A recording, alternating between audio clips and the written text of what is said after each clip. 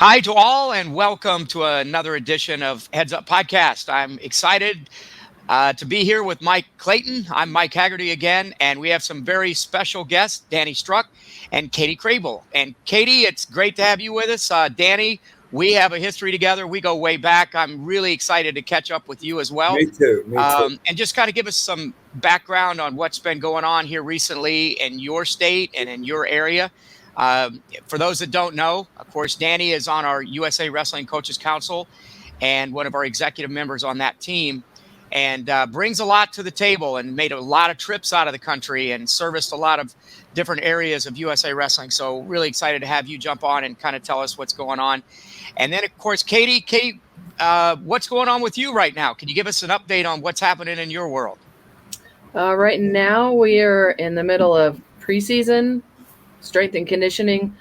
So we're not really allowed on the mats yet, but we're getting kids together to kind of get our bodies ready for the season and kind of start figuring out what the team expects of each other and kind of get to know each other a little bit and give each other a chance to, the new kids, a chance to kind of see what the deal's going to be before the season really starts. Katie, you talked about getting the bodies ready to go. What are some of the things, and maybe more importantly, why? Why is that prep phase so important for what you're doing right now? Well, so once the season starts, the first 3 weeks are madness, right? Because we're taking care of like figuring out where everybody wants to go weight-wise, and then hydration tests and pictures and making sure everybody's paperwork's in order, all of that stuff. Not to mention, teaching wrestling and getting ready for the first meet, which happens like way faster than you think. So, all of our kids that are in fall sports are doing their fall sports thing and they're getting their bodies ready that way. But everybody else, it kind of gives us a chance to build a little bit of a base so that we can get going really kind of right away, get a fast pace going. Less so that we don't have to worry about injuries right away, kind of get our bodies ready to handle the load of wrestling before it gets too crazy. So, yeah, that's what we're doing. That's awesome. I think that's so important to know at what level, what volume to push and pull those athletes at different times of the year. So I love hearing you talk about that.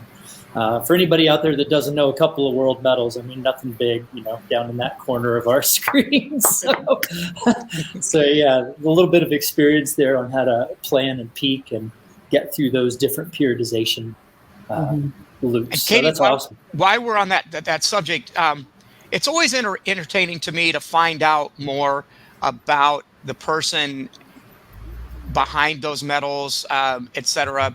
And I'm always curious too about that transition from the high level athlete into the role of a coach. Some obviously make that transition very well, and a lot of others struggle with that, both on men and women's side. Can you talk just a little bit about that and your transition from being that two-time world medalist to where we're at today as a coach, and how that has played out for you? Well, after, I'd like to say it was a smooth transition, but it was not. It took me a while. So I was the alternate at 72 kilos for the Olympics in 2008. So I had been in Beijing the year before, envisioning myself there at the Olympics, which I was, just not the way I wanted to be. I was there as a training partner. Most of us end our career on a loss, dealing with the heartbreak of that, and then dealing with what everyone has to deal with, because nobody's going to get everything they want out of their career. I kind of had to take a break from wrestling, even though that didn't really work out either. Like everywhere I went, at one point I moved to a town where nobody knew me, and I worked at a deli. And a guy came in. He was like, "Hey, I heard that you won some stuff. You want to come volunteer?" I was like, How? I was never really away from it. I was actually living on the floor of my friend's place in California in Monterey, a beautiful city, and figured I was never going to be this side of the Mississippi again in my life because I was lucky enough to live in Colorado Springs and in California. But my really good friend and mentor and coach passed away unexpectedly.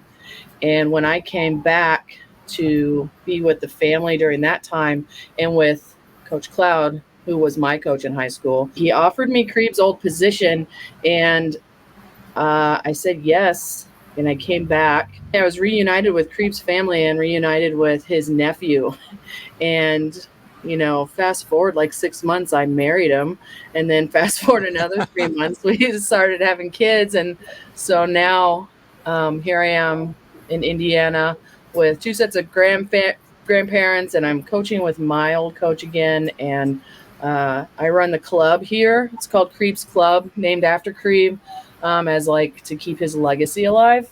That was a roundabout 10-year journey between, hanging up the shoes and then ending up where I am now. And tell us a little bit about the school that you're at as well. Can you? I'm at Pendleton Heights High School. We're half hour north of Indianapolis. We used to be a lot more rural than we are. So Coach Cloud has been the head coach there for 37 years. So we have a really solid team, right? It's an established team here and a lot of relationships in nearby towns and in our county and other schools. In the spring and summer, I get to do freestyle. And then in the winter, I take club hat off and I put my scholastic hat on. I've been working with the boys team and we became a co-ed team. I walked in the room in 1994. Nobody had done that before. And I was the only one. And only ever saw one other girl in the state my entire 4 years in high school. But since I came back, we've always had girls on the team, but we've never made an effort to make it a full girls team. And this year we really have put in some work to make it a full girls team so that the girls could have the option to only ever wrestle other girls if that's what they want. We've got like 12 girls that are like for real about it, trying it out during preseason, and it's super exciting. You mentioned that you felt like you needed that break when you broke from being the athlete that you were in hopes of being an Olympic medalist, et cetera, and didn't get that opportunity. What was that sort of that mind? What was your processing going into that, knowing that you're stepping away, changing your life, and kind of going incognito, undercover, if you will? Was it a dark side or was it more just, hey, I just need an escape? What was that? It was a jumble. It was a lot of things. So kind of had to do some soul searching of like, who am I now? Even though I had to kind of decide who I was going to be. I thought I was going to go right into coaching, and I did that a little bit, and wasn't the best experience. I kind of knew I was a lifer. Like I'll never really be able to be away from wrestling. It's really in my blood. Like I tried, but I really couldn't. And so it was kind of wrestling with knowing that I love it all the way, the sport, and that it'll never not be a part of me for the rest of my life, but then not really knowing what I wanted to do next. I was wrestling in the late 90s and early 2000s, which was a lot different for girls. And it's just changed so much in such a short amount of time. It was even like, what even is there out there for me? To be honest, I fell in love with the sport pretty fast. And I was lucky enough that my family supported it. And Coach Cloud, he gave me a chance when I stepped in the room. He's been really supportive ever since. It wasn't always a great experience being a girl in the sport. And I had such blinders on, like I just couldn't get enough of it, right? And so I didn't really pay attention to some of the messages I was getting from like everywhere until I was out of it. And then I was kind of like later, I kind of dealt with the fact that I wasn't really welcome for a while, for most of my time in it, and to kind of wrestle with that a little bit. We ask our regional reps with our coaches council to come on board and be a part of our podcast. Each one of our representatives, we ask them to bring a guest. Danny immediately responded that he thought you would be perfect for this. And so thank you, Danny. What was your thought process in bringing Katie into the picture, and why was she your choice? Coach Clayton and I have been talking a while about creating kids' identity. And then we went back and forth on some ideas of who to have. And then Coach Clayton said, haven't you been trying to get girls wrestling going in Indiana? And unfortunately, even though we had 2 Olympians on the team, and Katie was, even historically one of our country's best female wrestlers. So I call Indiana women's wrestling state, but we don't have it sanctioned in Indiana yet. So once he mentioned, having been doing that, I was like, man, identity. And like she's saying, where it wasn't easy being a wrestler, I thought, man, she'd be perfect for that. Just knowing from an outsider what she probably had to go through to be our pioneer. I mean, she is our pioneer in Indiana on this, and I can only guess is a hero to like Kayla Miracle and Sarah Hildebrandt, who now are on our Olympic teams. She was our first world team member in Indiana. Population wise, we're not a big state, and we got 2 of 6 girls on our wrestling team, but our state's not even sanctioned. My next presentation to the IHSAA after doing the emerging sports status is now women's wrestling. So fingers crossed, it'll be official in 2000. I don't even know what year it is. I've been doing so much. What is this here? 2023, 22. Hopefully it'll be a real sport. Sorry about that. That's the only thing I couldn't think of is what year it was. I know the rest of this story.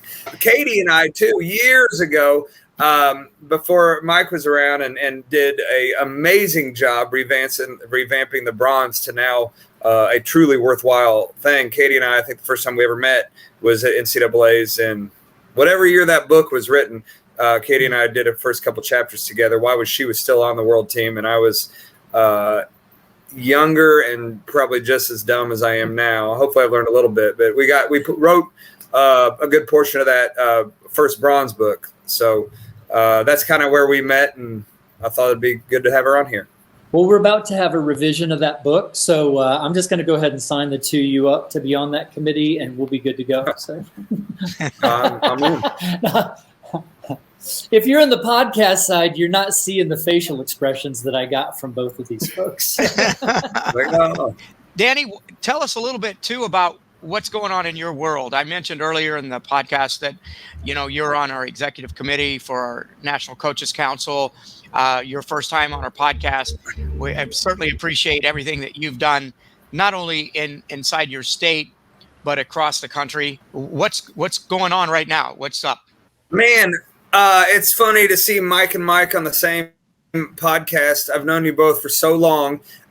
Mike, I guess I should go with last names. Clayton, I was 21 or 22 years old and thought that I knew how to run a coastal cultural exchange. And I never met Mike, and I called him up and I said, hey, can we tour apprentice school?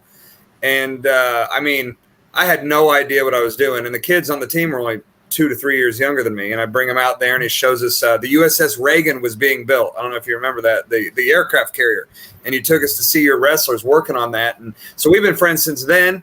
And Coach Haggerty, I don't know, I tell you it all the time, what an impact you had on my life. You stayed here with me. I don't know if you remember that. I took you out to a place on the river, and I was having some trouble in my life. And I was like, man, this guy that I kind of idolized as a coach has had the same stories as me somewhat. And I learned that while we're all a little different, we're all a little the same. Really started following you guys and wanting to get on board with this stuff. So thank you both. Thank you both. What I've been doing lately, I'm our Coach Association president. So our big push right now is to get women's wrestling. If you're wanting to go to a clinic, I'm trying to put together a clinic that Katie will actually be speaking at on October 21st and 22nd. Our Indiana State Clinic. Coach Zadek, Bill Zadek's coming. Ned Shuck from Bellarmine University, being a new D1 university, is coming up to it. And Trine University's Coach Tom Hall is coming. They're both attending the Silver Clinic there in Kansas City. So they're going to come back and share that with us. I'm also on our Coaches Council. I'm on our USA Grit Council. It's just a bunch of guys teaching each other a little bit about Greco and how to spread it. So I feel like Coach Mayab would be very welcome if anybody wants to join in on that with us. Just like women's wrestling, we're trying to grow Greco, and it's just another group trying to get out there and grow things. That sounds great. Wow. I want to come out. I think I'm traveling that weekend. Now I want to come out there. Yeah, there's actually a bunch of things happening that weekend, and actually we had to move it. I was going to Worlds. I won this grant years ago, and I keep telling you about how I'm going with you on this trip, and COVID keeps ruining everything. But luckily in Indiana, we're allowed to have a clinic, and we're super excited to, it's kind of a men's and women's clinic with Katie coming and with Bill Zedek coming. This question is kind of for both of you. What would you consider to be your coaching style? What are some of your strengths? What are some of the things that you struggle with? Give us a little bit of depth on who you are as a coach. I would say that I am getting to be more and more just kid oriented, the kid as a human. Don't all the coaches say this? It is all about getting the wins, and I'm going to establish a legacy here, and we're just going to just dominate for years and years. And I knew even while I was a wrestler that I wanted to be a coach, and so I've been thinking about coaching type things. I think if I were to say this to the 10 years ago me, I'd been like, what? But I think I can whittle it down just to love. Just love. I love the kids. I love what we're doing. I love where we're going. I love the process. And I mean, I think for me, every time that I can keep that focus on loving the kids and loving what we're doing and loving what we're about together in the process, there's just fewer problems, right? Because your priorities become easier to deal with. And I think for me, like drama, or when people I want everybody to be on board together, and I want everybody to believe in the team and be part of the team. And so when people aren't on board, that's really hard for me. And I have a hard time like kind of letting stuff go sometimes. That's actually getting a little easier, because the more I've noticed, I used to just, my blood pressure, and lose sleep, and I just couldn't let it go sometimes, some of the stuff that pops up. But then when I would be like, okay, what am I about? Who am I? What am I? If I could be about one thing, what's that going to be? And the more I could decide what that is, then it was so much easier to be like, okay, well, I feel confident in this action and this belief because it lines up with who I am and what I want to be about. And so then it was easier to let go of the other stuff. That's how necessary was the path that you took for you to get to the point where you're at now, finding the common denominator of love? Well, I mean, I'm a mom, and that was a huge one. And I think growing up, especially a female in a male-dominated sport, I learned to be one of the guys. And I definitely was drawn, like something in me that I couldn't find anywhere else drew me to the sport of wrestling. And so that was already there in me. But I also definitely learned to be one of the guys. And I always had a harder time working with the guys. And so I started out coaching guys. And so when I had two daughters, it threw me a bit for a loop, but it was maybe the best loop ever. And I don't know, just having kids changed everything for me. I can tell you though, one of the biggest things too was for all the ups and downs of a career. I mean, I wrestled for 15 years and around the world, and lots of ups and downs, and through college. And I think it took a while to get away from it, to realize that one of the things I underestimated the most, but was let down the least by, was the other women I did it with, all of my teammates. And they actually, so the connections I have with the other wrestlers, who are now coaching, and those relationships, I mean, they're as much about who I am as my kids and my best friend, who's my husband. And those are the things that have made me where I am now. Danny, that's going to be tough to follow up on. Man, I hate to just go, me too. I think those words of wisdom should be echoed and heard by a lot of people. Evolving into the person and the coach that you have become is huge. And your honesty and openness about that was really sweet. So, I mean, it touched me. I mean, I've been in this game a long time, and I've heard a lot of people express themselves and how they feel about the coaching field in itself. But you really did swing a big bat with that one. Danny, go ahead, buddy.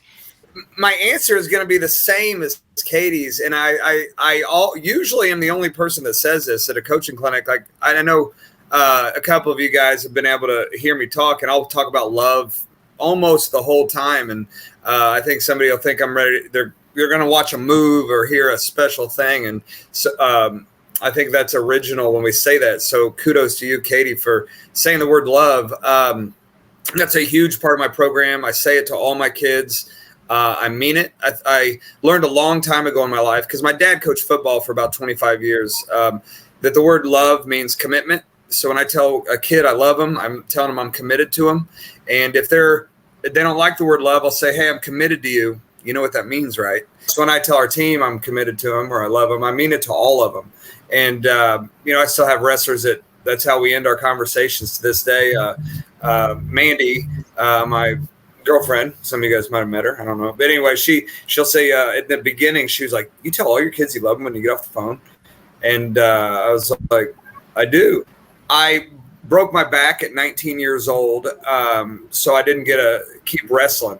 And I'll sit down at tables right now still to this day, and somebody will say, well, you don't have cauliflower ear. I don't know if you know what you're talking about. and I've had that happen from coaches. I'm like, man, I started my coaching career a little earlier than most. So I think sometimes by the time I was 22 and others were still wrestling, I was already learning that it's a big deal you got to let your wrestlers know you love them before they care how much you know wrestling.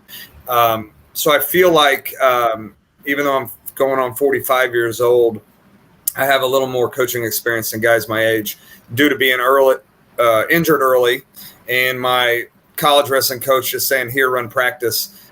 I don't want to run practice. And at 19 years old, I'm running a college practice. So then by 22, I'm already, coaching when my coaching high school, when my friends are in their senior year of high school or college. And so I started a little bit early. I was using the word identity to coach Clayton a lot. I just did a basketball podcast out of all things with the word identity. And I was telling them how in 20 years of coaching, my identity keeps changing. I teach strength and conditioning. I think some of those kids think that's the only thing I care about. To them, my identity is that. But I think that they'll know I love them. So as long as that identity is there, I'm fine with that. I don't have to be the wrestling coach. After I got my back fixed, I did Ironmans till I was 39, and then I had a weak back, it broke again at 39 years old. So I had my next back surgery. And for about 9 years there, I think people in my town thought that was my identity. So, I had a kid telling me the other day he's in college wrestling, and he said he thinks he's done.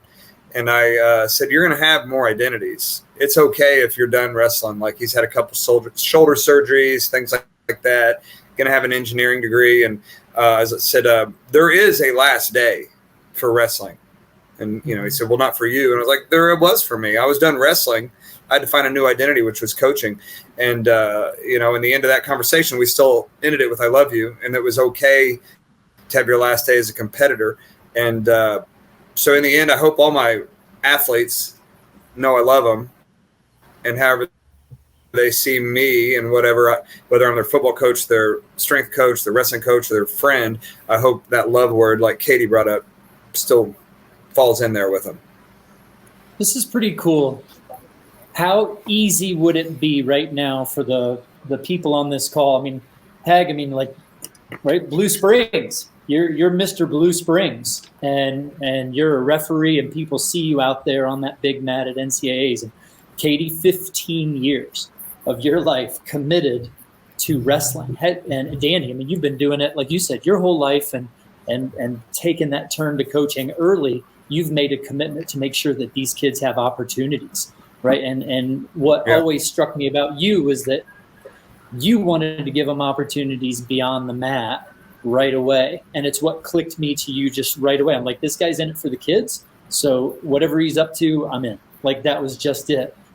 But we're talking about identity today. So and it's a wrestling podcast for coaches. So how do we disassociate, or should we disassociate our identities from wrestling? And Hag, maybe we go to you, and then Danny, and then Katie, if you could kind of. That's a good question. Obviously, Mike, I would just start off the conversation by saying I'm one who believes that people can thrive in different identities. I'm not a person that believes that you have to be locked in as either a wrestling coach, a wrestling official. Obviously, I've done those two things, but I also have some other things in my life that are very important to me. And even when we frame it as though, we are more than a coach, we are also fathers, we're mothers, we're teammates, we're peers, we're friends. And all of these things, in my opinion, are very important identities. They take shape in different ways with the connections and the people that we are associated with. So I believe that a lot of that comes down to what role do you want to play? And I don't want to play it off as uh, a form of manipulation or anything, but I also believe that you see people that have very strong communication skills and strong, I guess, abilities to network. They're involved in a lot of different things. Sometimes it's a philanthropic effort. There's a lot of different parts to their world, and to me, that's important. I mean, I don't, as much as I love the sport of wrestling, I also love the different parts of it. I love, the new evolvement of women's wrestling. I love officiating. I like the coaching. I mean, all of it is important. So for me personally, I don't believe that we have to lock ourselves in and one singular identity. And I think that if we do, sometimes that's very dangerous.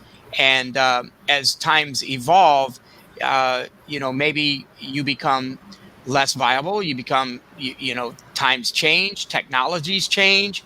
So I think it's good to be able to have different roles in our lives so that we can evolve as people. I've always said this to be true too. I don't believe there's a difference between professional and personal development. I think as you grow as a person, you grow in your careers, and as you grow in your careers, you grow as a person. So again, those things sort of interweave with each other. So that's my take on it. So, and it's funny. I was listening to what Haggerty. I got to be careful not saying Mike on here all the time. What Haggerty was saying, and I was like, man, how many identities do I have? Like, to Coach Clayton, I think for a couple years there, my identity was the guy that gets lost on mountainsides, because I would be like, oh, I'm sorry for this, late for this clinic, but I got lost in a blizzard again 2 years in a row. Well, to somebody in Jeffersonville, Indiana, they didn't know I was getting lost, and I'm like, man, you're that dude that climbed that mountain. And I'm like, well, sort of. I got stuck on it and slid down it, or like in wrestling shoes, no less. Yeah, in Jordan Burroughs, shout out to them. I climbed a mountain in JB's 2 years in a row. Well, got lost, and ended up at the top in a blizzard. We'll have a different talk. I told Coach Haggerty we should have a wrestling adventure thing, and all the crazy things that's happened to me in 23 different countries, or just actually right before every one of your clinics, all the things that have happened to me on a mountainside. But anyway, so identity, like it depends who you're looking at. I have a set of wrestlers here. One of them said to me the other day, did you ever wrestle? Because I had a 2-year time span where I had 13 surgeries, back, ankle. I'm more bionic than anybody should be. And he said, we only win sectionals on years you're on a walker. And I was like, what? And he was like, 2 years in a row you're on a walker, and weren't on a walker this year, and we lost it. Well, my assistant coach has to tell him, like, no, he used to beat up on all of us. And I was like, yeah, I did. So my identity to that same group, depends on what stage they're in, is different. That goes back to that love word. As long as they all agree with that, I'm okay with what identity they have of me. I read a lot, and I share a lot of books with teachers at school. And I think some of them think I'm just a bookworm and don't socialize. But now I'm waiting for my brother to go take me to a concert. Like, I'm okay with all those different identities. I want to. I feel like the more things I used to be like this about wrestling. I think all of us probably were at one point. And I learned I could reach more kids the more interests I had. If I could hand them a different book or talk about a different band. And so somebody could say I'm out playing around if I'm at a concert, maybe, or maybe I'm finding something else to connect with a kid. Because really coaching is, if you're a good coach, and I'll say this like it's fact, if you're a good coach, you're just in it for the kids. It's not the love of the sport, it's the love of the kids. And the sport that is your topic that you have in common with that kid. Wrestling is what I have in common with my kids on my team, and now I can span off to other things to teach them about books or schools or whatever else it is in life that I can talk to them about. And wrestling just happened to be the thing that we hooked on. And I work a lot of things on them with our identity at sectional time. If you remember some books, I'm sure. I don't know if Katie's quite old enough yet. I'm not going to ask you how old you are. I'm not that much older, maybe. But B.Z. Hendricks, you guys remember those books? Oh, yeah. Any old B.Z. Hendricks books? He had a chapter in it on self-affirmations. And I've been using that thing for identity ever since. It was just list all these things about you that are true or close to true because you want them to be true. And our kids around sectional time, start listing that. And our coaches have a script that I make them memorize so they can walk up to any kid in the room at any time and be like, you have the best shot defense in Southern Indiana. I do. And we're trying to create an identity for that kid in that moment because that's what he needs. And, later in life, maybe we're telling him like, you're going to be the best dad ever. And you're giving him that affirmation. But I think there's times in our life that we need to create a certain identity. I mean, Batman is only Batman when he's needing to be Batman. He doesn't walk around like Batman all day. Right? He's only Batman when he needs to be. And Clark Kent's got to go to work, and then he's Superman when he needs to be. And our wrestlers, I think, need to have that identity in the classroom. Maybe a teacher just thinks this kid's valedictorian. They think he's the hardest worker that they've ever seen in class. And maybe he's never even mentioned wrestling to him because he's quiet. Maybe he's just quiet. It's okay that he has the smart kid identity and the wrestler identity because we want him to turn it on when he flips onto the mat. He puts the Batman mask on and he's ready to go. So we work a lot of identity. We even started the year. We journal once a week. I make them do it once a week. They can do it more if they want. But as far as wrestling time, we do about a half hour once a week. And so we already started our journal identity talks on, describe yourself. And I'll walk around, and if they're not writing, we can't end this activity till you write. And by the end of our senior year, I won't say they're all good writers, but they can write about themselves pretty well. I don't look at their journals unless they tell me to. But usually by the end of 4 years, they want you to read it or accidentally have you read it because it's left open. But you see an identity change through 4 years of those kind of activities if you pay attention to your kids like you should. Well, I'm thinking like 500 things now from what you said. I'm glad I went first before you. Yeah. So one thing I do admire people who do a really good job of like being a balanced human being because I don't so much of me is wrapped up in the sport of wrestling that I don't think I could.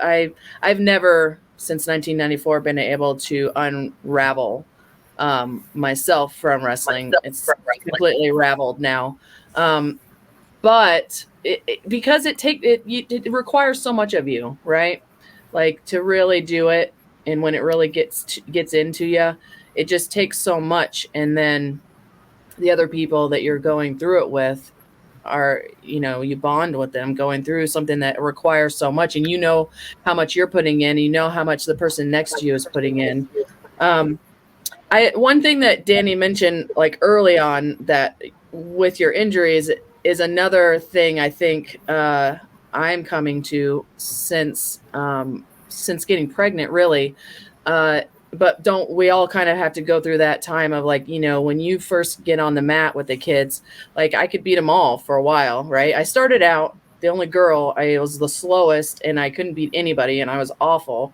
And then I had to it wasn't until my, mid 20s, I could come back and beat up high school boys as a grown woman, but then as a coach, you come in and you wrestle them all and you teach them and you get your respect that way. And then, at some point you have to come to terms with, you can't beat them all the time at some point, right? And then what kind of coach are you when that part of your coaching, I mean, you have to kind of grow as a coach when you can no longer do it all completely on the mat with the kid.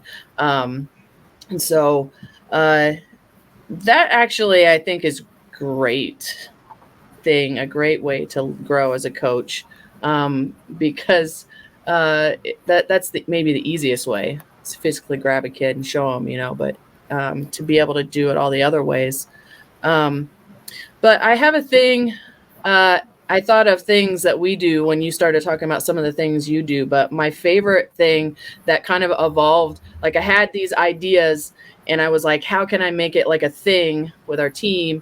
And then it evolved a couple times. And now I think it's finally a thing that's pretty useful. I say that, the condition your body's in and the techniques that we teach you, those are your weapons. You go out, you wield your weapons well, you win a match, they raise your hand, you're acknowledged for doing a good job, for performing.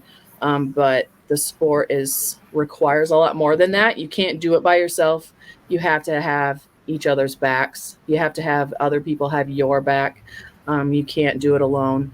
But also you have to know what you're made of. You have to have access to something deep down inside. And then you have to be able to show what you're made of, and you have to be able to show your heart. And something that literally covers your heart and your back is chainmail. And so I got online and got a bunch of chainmail links. And so we acknowledge times that a kid has had somebody's back or has had the team's back, or a time that a kid that shows our heart. And then any of the kids at any time can acknowledge their teammates, like, hey, this is where they did, they show their heart by doing this, right? Because that's one of the harder things too, as a coach, of realizing that I'm talking about life lessons here, but realizing that you can't just be like, here's a life lesson. You have to really explain it out. Here's what you're doing here, and here's exactly what that means for your actual life in real life, and explain it out to see how they connect. Because it seems after, if you're an adult and you've lived through it, it seems like it makes sense. But if you haven't lived through it yet and you haven't had those life experiences, you don't always know the connections. So the more real and precise and literal you can make it sometimes, I think the better it sticks. And so we hand out little links of chainmail to kids. And the first time you get one, I have little necklaces, and then you can string them on there. And so I hope, if it matters to them, it matters to them. If it doesn't matter to them, I'm not in control of that. But if it matters to them, then they can walk away, after 4 years with hey, when they look at this necklace and all those links, they'll remember at least a few of what of them were for, Yeah, that's the final. That's super cool. I really like that. And both you and Danny, Katie, thank you for that information. By the way, when you were talking about dealing with your room and being able to go into the room and demonstrate and sort of be the master wrestler in the room, as a coach, you learn how to evolve with time over that. One, you pick 2 weight classes down. Okay, so start thinking about that. Always find the most tired wrestler in the room to go live with. Don't pick somebody that's fresh. I mean, I've got a laundry list of things that you can do to continue to be able to roll around in the room. But you do not pick somebody your own size. You do not go with the best person in the room. And if you have an injured wrestler, that's another one. You can always beat up the guy that's hurt. No, just joking aside, but I know exactly what you're talking about. And I think we all here have felt that at some point, that you at one time, it's like everybody in the room you could go with and probably dominate, but the room sort of catches up to you over time. And yeah. I always just kind of played it off as, well, our team is just getting a lot better. And I'm not going downhill. They're just progressing. But the reality is, both can be true. It's probably a little bit of both. So There should be a I'm silver clinic That's right. section. Uh-oh. you go to if you go to a like one of the developmental programs that Mike puts on out at the training center, oh my gosh, some of those rooms, were and some of our national, cadet national champions, junior national champions, and guys like that are in those rooms, and they're pretty competitive. You got to really pick your battles there. I remember Hey, going to a silver college in Council Bluffs, and Brandon Slay was showing some technique, and he picked a guy, and I guess this guy had just had his shoulder replaced. And Brandon's like they're in a classroom, there's no mats, and Brandon doubles the guy onto a folding table and some desks, and everybody's like, oh no, and he didn't know that the guy's shoulder was hurt. But like you said, we're always competitive. We're always just, oh no, you can do this. We always find a way to get it done.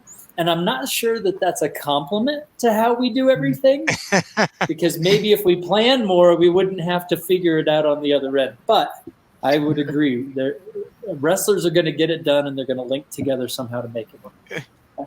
what do you got there? Iowa. This is today. Oh my goodness. We Didn't have that to just talk. happen today? Yeah. Just today, women's wrestling at the University of Iowa announced. How about that? Yeah, their website has it up. There's an article about how important it is to a lot of other aspects of the program. And There's supposed to be a press release tonight. They said they're going to have a press release. Okay, this begs the question then. Iowa does not have high school women's wrestling yet. Help me understand this.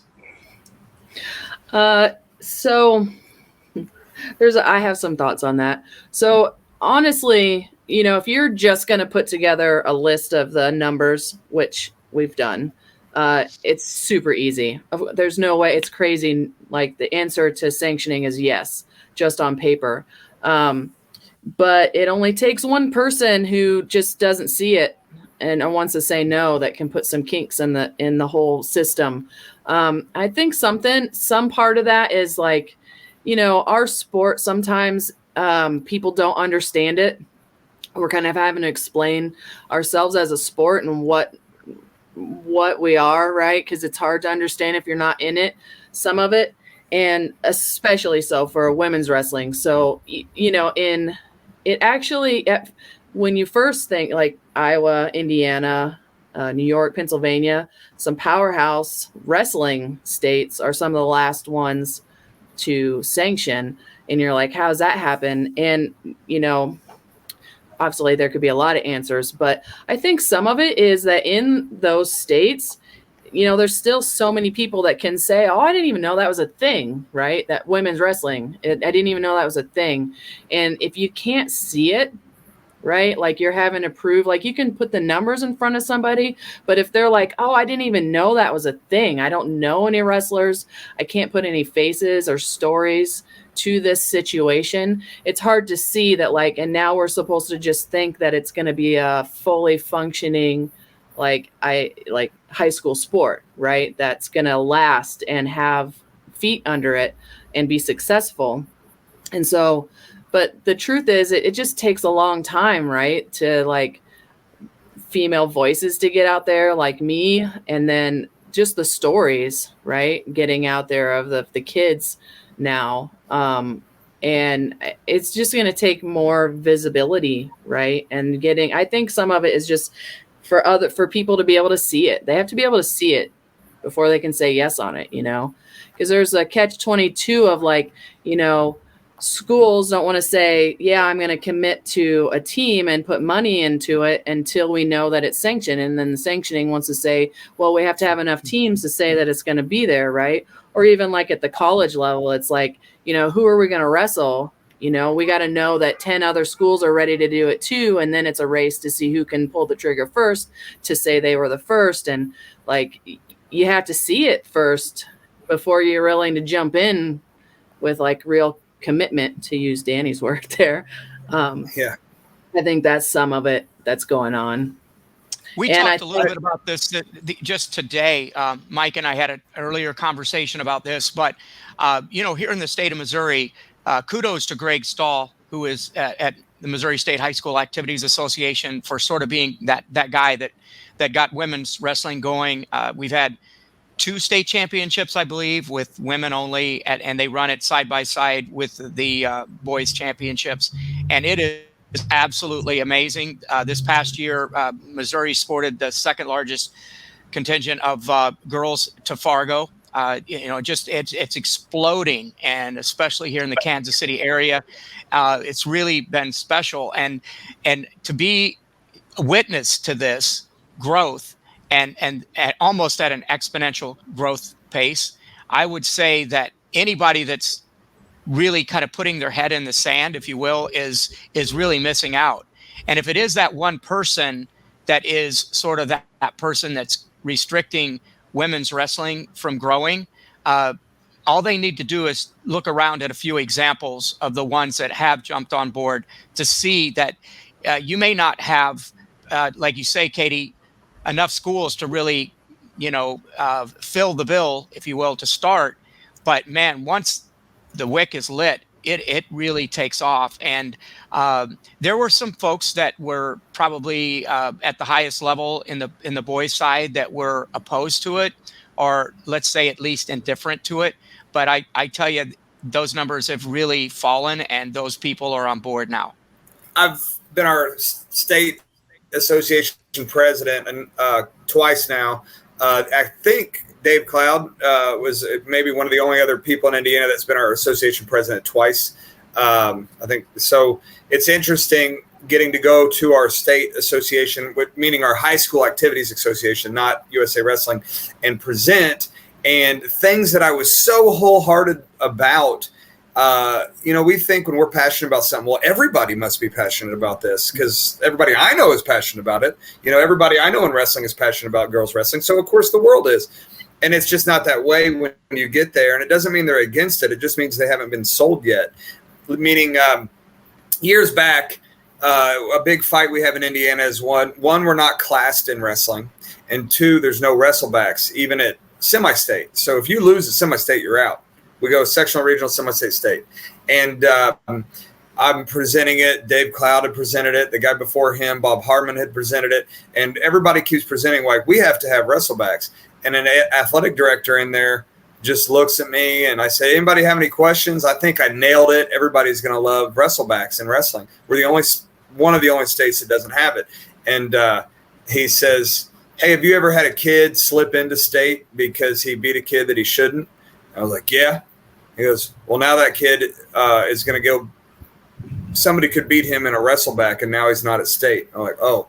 He's like, I don't want that kid to get beat again. That's why I like no wrestlebacks. And I thought for a second, it's like, yeah, none of those kids would have ever made it to state. That guy has a different perspective on this because he maybe had a son that made it to state on a one-match wonder instead of having to come through a wrestleback and do it twice.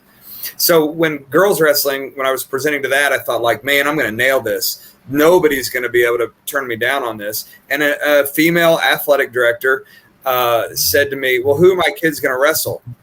And I started saying, I'm like, this school has them, Jeffersonville has them. And she shows me on a map the next school that has a girl on their team. And because they were in kind of a desolate part of our state, the earliest match they were going to ever have with a girl currently, because it's not sanctioned, was over an hour and a half away. And so she's like, I can't afford that yet, and I don't want to vote on it, and it failed. And, my argument to her was like, well, be the first one. Be the first one to say yes, and then the next school will come, the next school. But in her mind, like, I didn't want to be the first person to have this fail. Whereas, I've lost plenty of matches in my life. I'm ready to go fail. So it just other people's perspective, not that they're against it. It's learning ways to communicate, to have that in front of them first. And then like even state rules, everybody's dealt with Title IX for so long. I thought I had every way knocked out to beat Title IX on this. And just our state bylaws. Our state bylaws required that the 60%, more than 60% of our schools in Indiana had the sport. So even if lacrosse wanted to start, there had to be 60% of the schools in Indiana with lacrosse clubs or 60% with rugby clubs. And so so when I went in there trying to get women's wrestling, 40% of Indiana had girls on their team, which I thought was a great number. So then we had to go back and say, okay, can we change that bylaw of the 60%? Because we all know once we're allowed to have girls on the team, it's going to explode. But when 40% were trying to have girls on the team, so that's why Indiana switched the rule to be called emerging sport status. Now at any time, because they had to change the whole bylaw, now at any time, it doesn't matter the percentage. That was a long-standing rule that kept knocking women's wrestling down. Now you can have emerging sports status. They can just look how fast the percentage is rising.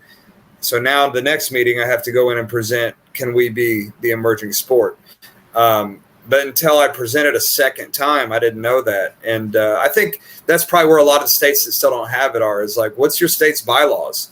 Maybe they're for women's wrestling, but some other bylaw is stopping it. You got to go change the bylaw first. And that's, that takes a while. Yeah, well said, Danny. The one thing that we do want to be able to do is if people have questions that they can reach out to you, either USA Wrestling or state information, because I know you do a lot of warehousing of that, and it's important that our constituents are able to contact you. And that we've always talked about our Coaches Council sort of being those individuals being the conduit between USA Wrestling and the grassroots. Danny, certainly thank you for jumping on. Man, it's good to see you again. Good to talk. Hopefully we'll get a chance to see you soon and face to face. But Katie, you have a couple special guests there with you right now too. Huh? Yeah, that was my kiddo and the dog. That's awesome. That's why this podcast is as real as it gets. So, Katie, thank you so much for joining us. The information that we received today from you two guys was just absolutely fantastic. Guys, again, thanks for joining us. And if there's any other information we can add at the end of this on the show notes, and of course that's Coach Clayton's job to get that done. So Mike, again, thanks for joining. We'll jump back on next time, but until then, Mike Haggerty here signing off on Heads Up Coaches Council podcast. Have a good one.